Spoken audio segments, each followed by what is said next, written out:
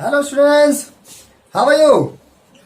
So I come back again with another topic that is very important topic for you today. So what is electric flux and Gauss theorem? तो आज का topic बच्चों बहुत ही basic और बहुत ही important topic है आपके लिए। और टॉपिक का नाम क्या है? Electric flux and Gauss theorem.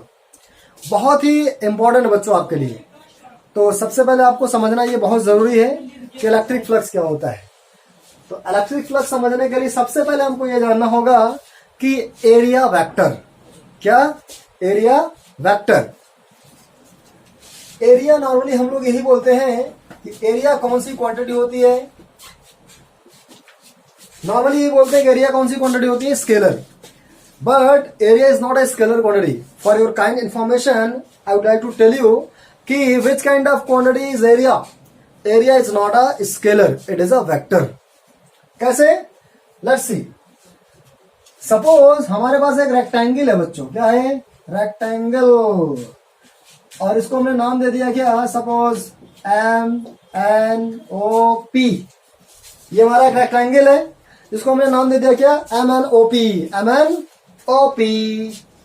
और इसकी हमने एक साइड ले ली A, दूसरी साइड ली B। साइड A और साइड B। ओके। अगर मैं आपसे पूछूं इसका एरिया कितना है, तो आप फटाक से आंसर दोगे कि एरिया जो होता है भाई लेंथ इंटू ब्रेथ होता है रेक्टेंगल का। तो आप फटाक से लिखोगे क्या? A into B। ऑफकोर्स यही होगा। ओके। जरा हम यहां पे एक चीज आपको पूछे कि भाई जो साइड PO है और साइड जो आपका PM है ना? एक साइड आपका PO है, दूसरा साइड आपका PM है। एक आपका PO इस तरीके से, एक PM आपका इस तरीके से। दोनों के बीच में एंगल कितना है? What is the angle between two sides? तो अब आंसर दोगे क्या? 90। आंसर क्या? 90। PO और PM के बीच का एंगल कितना है? 90 डिग्री बच्चों। कितना है? 90 डिग्री। और अगर हम इन दोनों का क्रॉस प्रोडक्ट लें, क्या लें? Cross product. दोनों का क्रॉस प्रोडक्ट PO है ना और PM, दोनों का अगर हम क्रॉस प्रोडक्ट लें तो उसकी वैल्यू क्या आएगी वो जरा हम देखते हैं।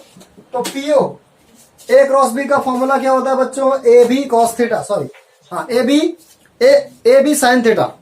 क्रॉस प्रोडक्ट है ना, AB साइन थीटा। तो PO का जो मैग्नीट्यूड है वो क्या है? PO का मैग्नीट्यूड है A। PM का मैग्नीट्यूड क्या है? B। AB और A cross B is equal to AB sine theta, है ना? फर्स्ट का मैग्नीट्यूड, सेकंड का magnitude into sine theta. Theta angle between this and this, दोनों के बीच का एंगल कितना है? 90 डिग्री। और एन का है साइन 90 की वैल्यू कितनी? 1। कितनी? 1। तो आपको मिल गया यहां से ए बी और एन कैप। ए बी और एन कैप। ये ए बी जो है वो क्या है? ए है, वो सिर्फ मैग्नीट्यूड है। क्या है? That is magnitude only. तो हमने जो निकाला था शुरू में वो क्या था बच्चों? उस एरिया का मैग्नीट्यूड था। लेकिन हमने क्या पढ़ा है कि जब भी हम क्रॉस प्रोडक्ट लेते हैं तो क्रॉस प्रोडक्ट में जो रिजल्टेंट क्वांटिटी आती है वो वेक्टर होती है। क्या? वेक्टर। यानी ये जो क्वांटिटी है वो हमारा क्या है? एक वेक्टर क्वांटिटी है जो कि एरिया वेक्टर होता है। क्या होता है? Area vector. तो हमारा एरिया वेक्टर है, उसकी वैल्यू क्या है? ए बी और एन कैप। तो ये जो ए बी है वो क्या है? सिर्फ मैग्नीट्यूड है। हम नॉर्मल लाइफ में जहां भी हम एरिया की बात करते हैं तो वहां पे जो एरिया हम लोग लिखते हैं वो हम सिर्फ मैग्नीट्यूड लिखते हैं, डायरेक्शन नहीं लिखते बच्चों। तो कोई भी आपसे पूछे कि भाई एरिया कौन सी क्वांटिटी है, तो यू शुड आंसर हिम कि area is a vector quantity. Okay.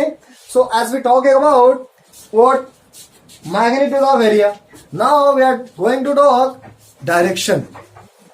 तो हमने एक चीज पढ़ा है कि ए क्रॉस बी का जो डायरेक्शन होता है वो किधर होता है? ए और बी के परपेंडिकुलर आउटवर्ड, है ना? ए क्रॉस बी का जो डायरेक्शन होता है वो ए और बी के परपेंडिकुलर आउटवर्ड। तो हमारे पास एक वेक्टर ये है एक साइड और दूसरी साइड ये है। तो जो इन दोनों का क्रॉस प्रोडक्ट का जो डायरेक्शन होगा वो क्या होगा? इन दोनों के परपेंडिकुलर आउटवर्ड, दोनों के परपेंडिकुलर आउटवर्ड होगा। यानी एरिया का जो वेक्टर एरिया का जो डायरेक्शन होता है वो क्या होगा बच्चों? इस साइड दोनों के यानी प्लेन के perpendicular outward.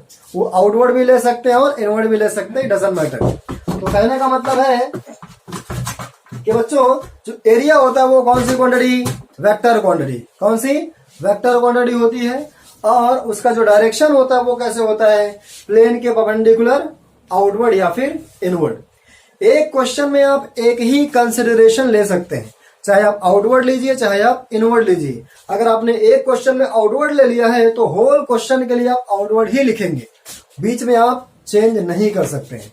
Is that clear बच्चों? Area is which kind of quantity, vector quantity. हम जो लिखते हैं वो क्या होता है, सिर्फ मैग्नीट्यूड होता है, और डायरेक्शन किधर होता है, जैसे हमारा ये एक एरिया है ना, हमारा व्हाइट बोर्ड एक एरिया है, तो इसका जो डायरेक्शन होगा वो क्या, perpendicular outward, perpendicular outward, inward भी हो सकता है ना, दैट इज इनवर्ड और आउटवर्ड।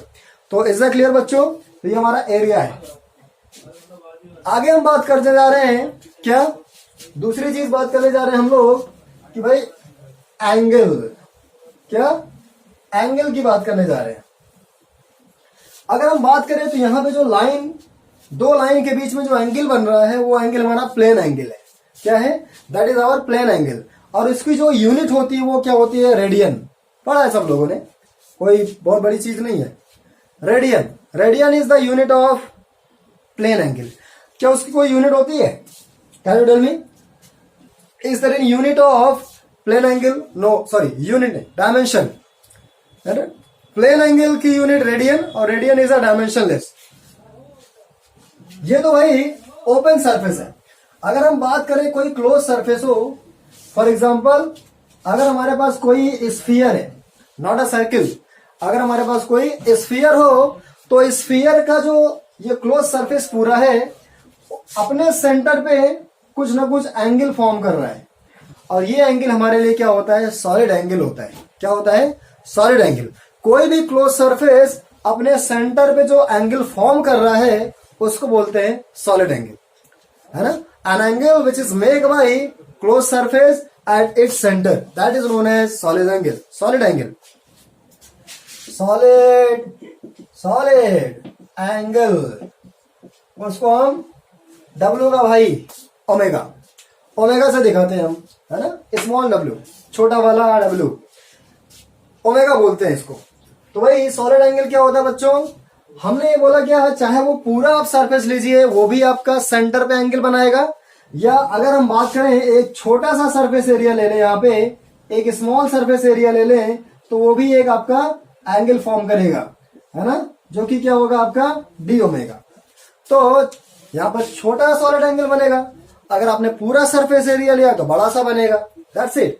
कहने का मतलब है कि सॉलिड एंगल क्या होता है, कोई भी क्लोज सरफेस हो, ओपन सरफेस नहीं, ओपन सरफेस नहीं, क्लोज सरफेस होना चाहिए। तो क्लोज सरफेस अपने सेंटर पे जो एंगल फॉर्म करेगा उसको क्या बोलते हैं, सॉलिड एंगल, है ना। An angle which is made by a close surface at its centre, that is known as solid angle. कैसे रिप्रेजेंट करते हैं, कैसे दिखाते हैं, है ना, डब्ल्यू से। कैसे, छोटा डब्ल्यू, डोंट कॉल इट छोटा डब्ल्यू, इट्स ओमेगा। ये क्या है, ओमेगा। अगर हम माने कि जो भाई सेंटर से इस सरफेस की, अच्छा सरफेस एरिया है, छोटा सा एरिया लिया मैंने, तो इसका जो डायरेक्शन होगा वो अपने पीछे पड़ा था कि भाई वो आउटवर्ड, आउटवर्ड होगा। और इसकी जो रेडियस है, रेडियस कह ले, या इस सरफेस एरिया की जो डिस्टेंस है सेंटर से, वो क्या, आर। तो हम सॉलिड एंगल को लिख सकते हैं कि D omega is equal to D A upon R square, D upon R square. R क्या है बच्चों, आर क्या है, आर है रेडियस ऑफ क्लोज सरफेस, और you can say the distance of that small area from its centre. और D omega क्या है, what is D omega, D omega is small solid angle make by this element, है ना। और D A क्या है, small surface area. ऐसा clear बच्चों। अगर आपने टोटल सरफेस एरिया ले लिया, पूरा होल सरफेस ले लिया, तो ये छोटा एंगल नहीं रहेगा बल्कि बड़ा एंगल बन जाएगा, और ये आपका ए हो जाएगा अपॉन आर स्क्वायर, है ना। और हम लोग जानते हैं कि जो क्लोज सरफेस यानी स्फीयर है, ये क्या है, स्फीयर, स्फीयर का जो एरिया होता है वो कितना होता है, स्फीयर का area 4 pi R square upon R square. R square ने आर स्क्वायर को मार दिया तो हमारे पास बचा कितना, जो हमारे पास ओमेगा बचा बच्चों, ओमेगा, तो ओमेगा की जो वैल्यू आ गई वो कितनी, 4 पाई। यानी ये क्लोज सरफेस जो एक स्फीयर है उसका जो सॉलिड एंगल होता है वो कितना होता है, 4 पाई। कितना होता है, 4 पाई, यानी 4 पाई। याद रहेगा बच्चों कि कोई भी आपका क्लोज सरफेस यानी सॉलिड स्फीयर है वो अपने सेंटर पे कितना सॉलिड एंगल फॉर्म करता है, वो आपका 4 पाई होता है। क्लियर है? स्केलर क्वांटिटी होती है, यूनिट क्या होता है, स्टेरेडियन होता है। फॉर्मूला क्या होता है बच्चों, फॉर्मूला आपने देखा क्या, a अपॉन आर स्क्वायर या फिर D omega is equal to D upon R square. याद रहेगा बच्चों? ऐसा क्लियर? ये चीज आपको क्लियर है? Okay, let's move. अब हम बात करते हैं अपने रियल टॉपिक इलेक्ट्रिक फ्लक्स पे।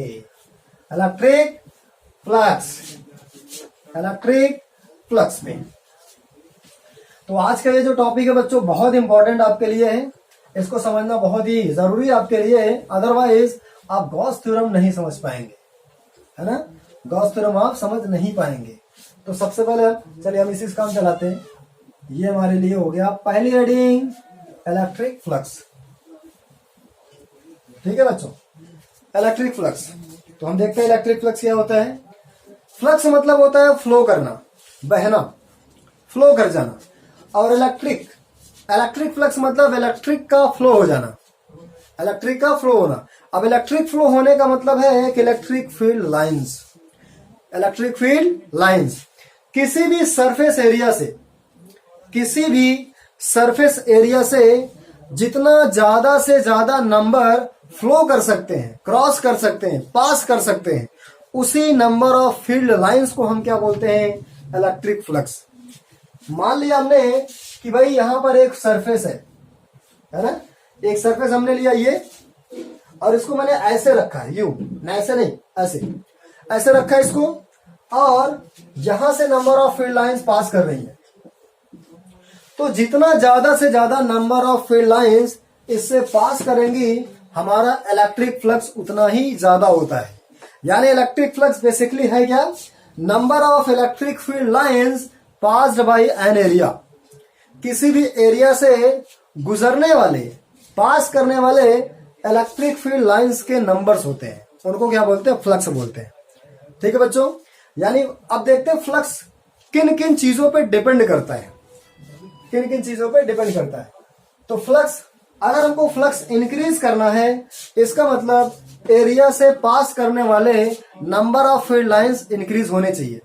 तो वो कैसे होंगे, सबसे पहली चीज भाई हम फ्लक्स को कैसे, अच्छा फ्लक्स को हम डिनोट करते हैं बच्चों फाई से, है ना, इलेक्ट्रिक फ्लक्स फाई ई। तो फ्लक्स को इंक्रीज करने का तरीका क्या है बच्चों, सबसे पहले चीज भाई हमको नंबर ऑफ फील्ड लाइन ज्यादा लेनी है, इलेक्ट्रिक फील्ड लाइंस हमको ज्यादा लेनी है।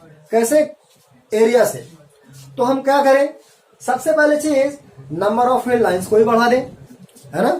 ज्यादा से ज्यादा नंबर ऑफ फील्ड लाइंस अगर हम यहां से बढ़ाएं तो हमको यहां से गुजरने वाले नंबर ऑफ फील्ड लाइंस भी ज्यादा मिलेंगे। यानी पहली चीज आ गई कि अगर हम इलेक्ट्रिक फील्ड इंटेंसिटी को इंक्रीज कर दें, इलेक्ट्रिक फील्ड इंटेंसिटी को इंक्रीज कर दे तो हमको फ्लक्स ज्यादा मिलेगा। इलेक्ट्रिक फील्ड इंटेंसिटी को कम कर दे तो फ्लक्स हमको कम मिलेगा। यानी पहला कंक्लूजन ये आया कि electric flux is depend on electric field intensity. Second, दूसरी चीज बच्चों, मान लिया कि भाई यहां से बहुत सारी फील्ड लाइंस ऐसे आ रही हैं, इधर से मेरी तरफ आ रही है बहुत सारी, और मैंने एक बार छोटा सा एरिया लिया और एक बार बड़ा सा एरिया लिया, तो कहां पे हमको ज्यादा फील्ड लाइंस मिलेंगी, बड़े वाले में। यहां से बहुत सारी फील्ड लाइंस आ रही है, नंबर ऑफ फील्ड लाइंस, मैंने एक बार यहां से छोटा सा एरिया लिया और एक बार बड़ा सा एरिया लिया, तो हमको कहां पे फील्ड लाइंस ज्यादा मिलेंगी, बड़े वाले में। यानी electric flux is also depend on what, area, area पर भी ये डिपेंड करता है। तो दूसरी चीज आ गई, दूसरी चीज क्या आ गई, एरिया। दूसरी चीज क्या आ गई, एरिया। यानी electric flux is depend on first thing electric field intensity, जो कि नंबर ऑफ फील्ड लाइंस है और दूसरी चीज क्या आ गई, एरिया पे, किस एरिया से गुजर रही है। तीसरी और क्या हो सकती है बता सकते हैं आप, can you tell me what will be the third thing on which electric flux may be depend. Buddy video pause करिए और सोचिए सोचिए सोचिए सोचिए।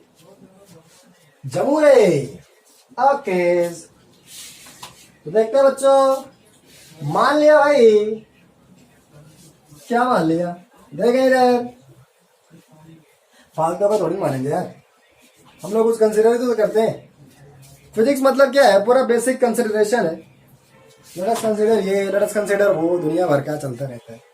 तो देखें, मान लिया भाई यहां से बहुत सारी फील्ड लाइंस आ रही हैं, है ना, ऐसे, और मैंने एरिया को ऐसे लगाया एक बार और एक बार ऐसे लगाया। कौन से सिचुएशन में इलेक्ट्रिक फ्लक्स ज्यादा मिलेगा, यानी इस सरफेस से क्रॉस करने वाले नंबर ऑफ फील्ड लाइंस कब ज्यादा मिलेंगी, जब हम एरिया को ऐसे रखें, यूं आ रही इलेक्ट्रिक फील्ड लाइंस, ऐसे रखें या फिर ऐसे रखें। तो जाहिर सी बात है आपका आंसर क्या होगा, क्या होगा, ऐसे रखने पे। ऐसे रखेंगे तो इलेक्ट्रिक फील्ड लाइंस पास ही नहीं करेंगी, ऐसे रखेंगे तो इलेक्ट्रिक फील्ड लाइंस इससे क्रॉस कर जाएंगी। अगर आप ऐसे रखें तो आप देखें तो एरिया का जो डायरेक्शन है वो इधर ही है। किधर है, जिधर इलेक्ट्रिक फील्ड लाइन पास कर रही है, यानी इलेक्ट्रिक फील्ड इंटेंसिटी का डायरेक्शन और जो एरिया का डायरेक्शन है, अगर वो सेम होगा तो फ्लक्स हमको ज्यादा मिलेगा, है ना। तीसरी चीज वेरी इंपॉर्टेंट, नोट करें आप और अच्छे से ध्यान से समझें, क्या कि भाई अगर इलेक्ट्रिक फील्ड इंटेंसिटी का डायरेक्शन और एरिया का डायरेक्शन, ये इलेक्ट्रिक फील्ड इंटेंसिटी का डायरेक्शन है और एरिया का डायरेक्शन ये भी बाहर, अगर दोनों सेम डायरेक्शन में है तो उस सिचुएशन में हमको फ्लक्स मैक्सिमम मिलेगा। कैसा मिलेगा, मैक्सिमम मिलेगा। ओके, इसको जानते रहे। यानी जो फ्लक्स होता है, फ्लक्स वो सबसे पहले तो इलेक्ट्रिक फील्ड इंटेंसिटी पे डिपेंड कर रहा है, दूसरा एरिया पे डिपेंड कर रहा है, और तीसरा इलेक्ट्रिक फील्ड और एरिया दोनों के बीच के एंगल पर भी डिपेंड कर रहा है। अगर मैंने क्या कहा, ये एरिया है, एरिया का डायरेक्शन ये हो गया और इलेक्ट्रिक फील्ड लाइन ये हो गई, तो एंगल कितना बना 90, एंगल कितना बना 90, और इस समय कोई भी फ्लक्स नहीं कर रहा है, कोई फ्लक्स नहीं मिल रहा है, मतलब फ्लक्स इस समय जीरो है। तो जो फ्लक्स होता है वो तीन चीजों पे डिपेंड कर रहा है बच्चों। वो क्या आ गया, first thing depend on electric field intensity, second area, and third angle between them. Angle between them मतलब electric field and area, electric field and area vector. Okay, तो भाई अब जब हमने दोनों को सेम डायरेक्शन में रखा था, यानी थीटा जीरो था, तो थीटा अगर जीरो था तो उस समय हमको फ्लक्स मैक्सिमम मिल रहा था, फ्लक्स हमको मैक्सिमम मिल रहा था। तो मैंने क्या किया, यहां पे हमने क्या लगाया, पहले साइन लगाया, क्या लगाया, साइन, और हमको फ्लक्स मैक्सिमम तब मिल रहा था जब थीटा कितना था, थीटा हमारा था जीरो। इस सिचुएशन पे हमको फ्लक्स मैक्सिमम मिल रहा था। अगर आप थीटा जीरो रखें तो साइन जीरो जीरो, इसका मतलब फाई की वैल्यू क्या हो गई, जीरो। क्या ये सही है, बिल्कुल गलत है, ये बिल्कुल गलत है। क्यों, क्योंकि हमको थीटा जीरो पे फ्लक्स मैक्सिमम मिल रहा था, यानी हमारे फॉर्मूले में कुछ गड़बड़ेशन है, कुछ ना कुछ गड़बड़ जरूर है फॉर्मूले में। तो हम देखते हैं, इसलिए यहां पर साइन नहीं करते हैं, बल्कि क्या लेते हैं बच्चों, कॉस। अब जरा कॉस रख के देखें, कॉस जीरो की वैल्यू 1, कॉस जीरो की वैल्यू 1, और उस सिचुएशन में कॉस थीटा मैक्सिमम होगा तो फ्लक्स भी मैक्सिमम होगा। तो फ्लक्स का जो फाइनल फॉर्मूला बनता है बच्चों वो यही है, क्या कि फाई जो होता है वो डिपेंड करता है आपका ई पर, ए पर और कॉस थीटा पर। कॉस मैंने क्यों लिया, कैसे लिया, वो मैंने आपको बताया, आप आई होप आपको समझ में भी आया होगा। तो ये फॉर्मूला आपको लग कैसा रहा है, ए बी कॉस थीटा की तरह, स्केलर प्रोडक्ट की तरह लग रहा है। तो मैंने इसको शॉर्ट में क्या लिख दिया बच्चों, ये इलेक्ट्रिक फ्लक्स है, तो इलेक्ट्रिक फ्लक्स को लिख दिया मैंने ई वेक्टर और डॉट ए वेक्टर, है ना। तो ये हमारा फाइनल फॉर्मूला बन गया इलेक्ट्रिक फ्लक्स का। तो इलेक्ट्रिक फ्लक्स को मैंने शुरू में डिफाइन किया था, क्या था कि the number of electric field lines passed by an area, किसी भी एरिया से क्रॉस करने वाले, गुजरने वाले नंबर ऑफ फील्ड लाइंस को हम क्या बोलते हैं? फ्लक्स बोलते हैं, इलेक्ट्रिक फ्लक्स।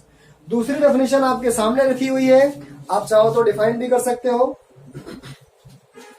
तो दूसरी डेफिनेशन क्या होगी बच्चों, देख के बताएं। कौन सा प्रोडक्ट है? स्केलर प्रोडक्ट या dot product. The dot product of electric field intensity and area, that is known as electric flux, है ना। दूसरी डेफिनेशन आ गई क्या? द स्केलर प्रोडक्ट और dot product of electric field intensity and area, that is known as electric flux. Dot product ये कौन सी quantity होगी? आप बता सकते हैं, बहुत इजी है, बहुत सस्ता सा क्वेश्चन है आपके लिए, बहुत बड़ी चीज नहीं है। फ्लक्स कौन सी क्वांटिटी होगी? स्केलर। क्यों? क्योंकि कौन सा कैसा प्रोडक्ट है? स्केलर प्रोडक्ट है। तो हम यहां से कह सकते हैं भाई क्या ये फाई क्या है? स्केलर क्वांटिटी है। और फाई की यूनिट, वीडियो पॉज कर लें और निकालें। बैठे ना रहे, लॉकडाउन चल रहा है, बैठने को तो कहा गया है, बट वीडियो में ना बैठे आप, है ना। चले यूनिट निकालते हैं। इलेक्ट्रिक फील्ड की यूनिट क्या होगी? न्यूटन पर कूलम। एरिया की यूनिट क्या होगी? Metre square. तो हमने लिख दिया newton metre square upon coulomb, upon coulomb, upon coulomb. तो ये यूनिट हो गई। डायमेंशन फॉर्मूला भी हम फाइंड कर सकते हैं। तो डायमेंशन फॉर्मूला क्या होगा बच्चों, वो देखते हैं। Dimension formula, dimension formula of phi.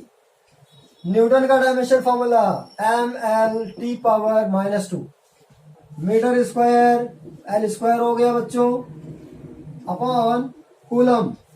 Coulomb मतलब Q, Q is equal to I D.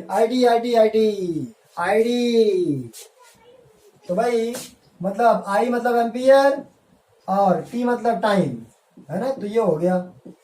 Conclude कर लेते हैं इसको, सिंप्लीफिकेशन कर ले तो क्या आ जाएगा?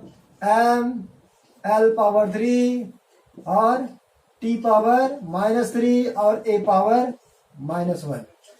तो ये हमारा क्या बन गया? डायमेंशन फॉर्मूला बच्चों। क्या बन गया? Dimension formula. डायमेंशन भी देख लेते हैं।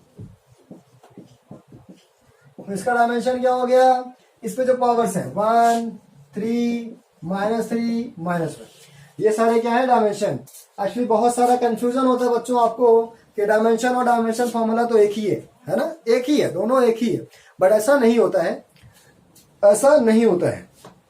डायमेंशन में और डायमेंशन फॉर्मूला में बहुत सारा डिफरेंस होता है, अकड़ है दोनों में। तो वो क्या है डिफरेंस, वो देख सकते हैं आप। ये आपका डायमेंशन फॉर्मूला है, ये आपका डायमेंशन है किसका? फाई का। किसका? फाई का, यानी इलेक्ट्रिक फ्लक्स का। ओके। तो भाई इलेक्ट्रिक फ्लक्स कौन सी? इलेक्ट्रिक फ्लक्स क्या होता है? नंबर ऑफ फील्ड लाइंस होती है किसी, कहां से? किसी भी क्रॉस सेक्शन से गुजरने वाले। इलेक्ट्रिक फ्लक्स का फॉर्मूला क्या देगा? E dot A cos theta. Theta क्या होता है? Angle between E and A. Okay okay. Electric flux का जो यूनिट होता है वो क्या? न्यूटन मीटर स्क्वायर पर कूलम। उसका डायमेंशन आपके सामने स्केलर क्वांटिटी होती है। थोड़ी सी और चर्चा करते हैं इस पर, फ्लक्स की। फ्लक्स की थोड़ी सी और डिस्कशन, क्योंकि हम गॉस थ्योरम जब पढ़ेंगे तो इसमें पूरा पूरा फ्लक्स ही फ्लक्स मिलेगा। फ्लक्स की बारिश होने वाली आप पे। छाता चाहे तो आप छाता खोल सकते हैं, और नहीं खोलेंगे तो कोई दिक्कत नहीं, वैसे भी तो भीगना ही हमको फ्लक्स में। चले, अगर मैं बात करूं भाई तो मेरे पास एक सिलेंडर है। क्या है? एक सिलेंडर है। ये रहा, सही बना नहीं है, थोड़ा सा पतला हो गया सिलेंडर। खाना नहीं खिलाया उसको मुझे लगता है, हाँ खाना नहीं दिया मैंने। तो भाई ये सिलेंडर, इसमें इलेक्ट्रिक फील्ड लाइंस ऐसे, और यहां से ऐसे निकल रही हैं। इसको मैंने बोल दिया φ2, इसको मैंने बोल दिया φ1। चलिए टोटल फ्लक्स बता दीजिए जल्दी से कि what will be the total flux by this cylinder. Total flux कितना होगा? तो हम लिख लेंगे, वीडियो पॉज करके आप निकाल सकते हैं। क्या हो जाएगा बच्चों? φ1 प्लस φ2, φ1 प्लस φ2, φ1 प्लस φ2। स्केलर है तो स्केलर की तरह जोड़ लेंगे यार, इसमें क्या है। लेकिन φ1 मतलब -φ1 और प्लस φ2, माइनस क्यों? क्योंकि इसमें एंटर कर रही है, इसमें से निकल रही है। The lines which are entering that for that it should be negative and the lines which are which are emerging that should be positive. लेकिन जितना निकल रही है उतना बाहर आ रहे हैं, जितना एंटर कर, जितना घुस रही है उतना निकल भी रही है। तो कहने का मतलब जो आपका φ1 और φ2 दोनों इक्वल है और अपोजिट भी है, इसलिए टोटल फ्लक्स कितना हो गया बच्चों? 0 हो गया। टोटल फ्लक्स 0 हो गया। टोटल फ्लक्स 0 हो गया। ओके, और देखते हैं भाई, अगर मैं बात करूं इस पर, ये आपका जो सिलेंडर है, ये आपका जो सिलेंडर है, सिलेंडर मैंने ऐसे रख दिया यूं,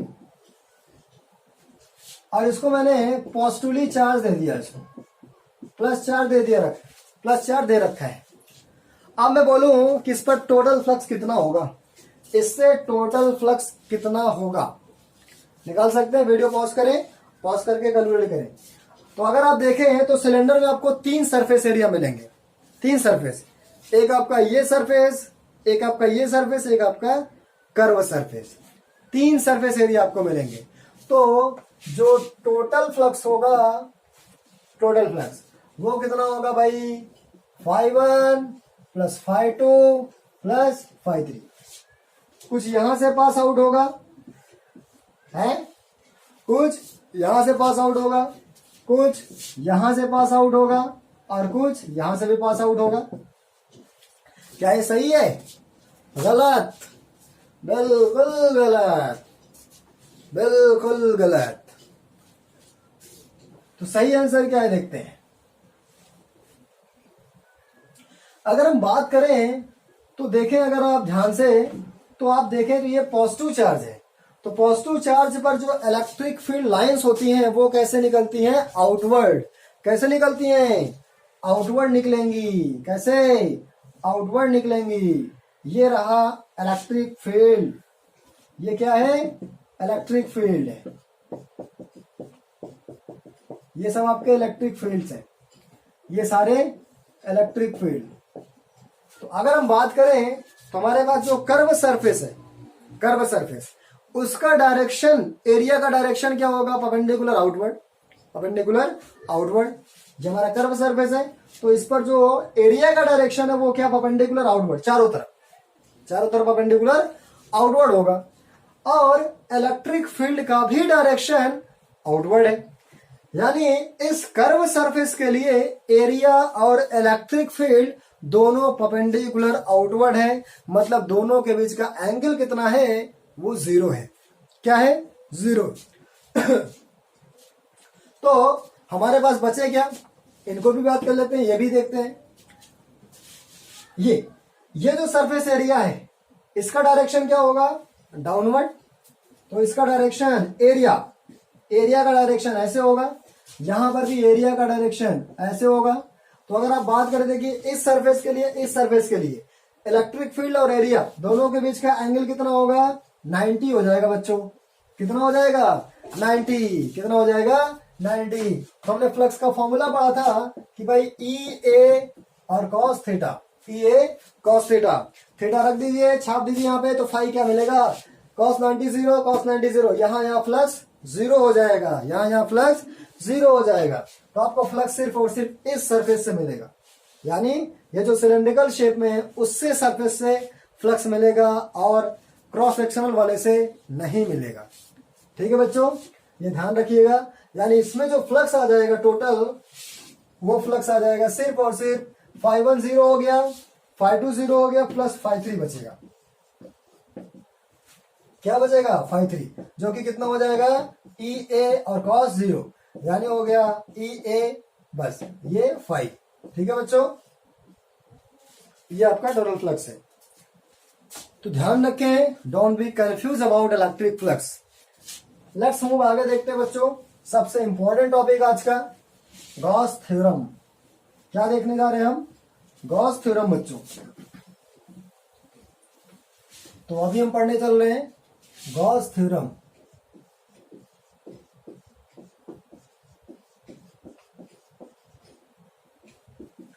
एक्चुअली बच्चों गॉस थ्योरम बहुत इंपॉर्टेंट टॉपिक आपके लिए है और उसको समझना बहुत इंपॉर्टेंट आपके लिए। तो गॉस थ्योरम क्या बता रहा है, सिर्फ और सिर्फ इतना ही बता रहा है कि किसी भी क्लोज सरफेस से कितना ज्यादा से ज्यादा फ्लक्स निकल सकता है, पास हो सकता है। इट टेल्स, ये क्या बताता है कि how much flux can be passed by a close body, by a close surface. अगर मैं कहूं बच्चों हमारे पास एक सरफेस ये है और एक सरफेस ये है, दोनों का एरिया सेम है, दोनों की रेडियस सेम है।